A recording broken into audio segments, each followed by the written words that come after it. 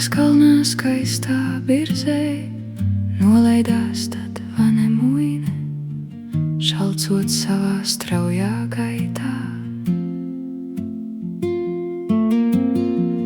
Deva dižais vane muine visai dzīvai radībai, katram savu pilnu tiesu.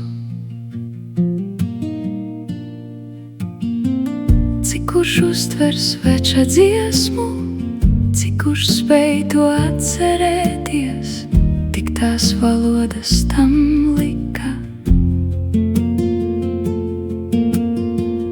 Upe uztver svārku šalku, birza čaukstoņu un čalu, vecim zemei pieskaroties.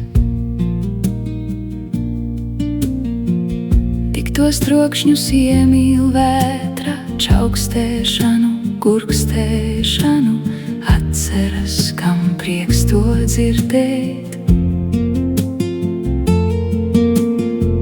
Cirulim un lakstīga, lai daļās dziesmas iepatika, tie tās mūžam nebeidz dziedāt. Zivīm tad gan neizdevās, galvas izbāza līdz acīm, ausis palika zem ūdens. Redz, ka vecis plāta muti, pašas viņās pakaļ dara, bet uz mūžu paliek mēmas.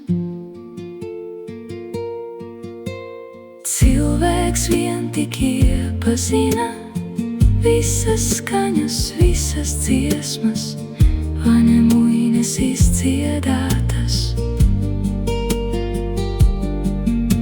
Tā vēl šodien dziesminieki dziļi dvēsli aizkustina, augsti ceļ mūs zilos gaisos.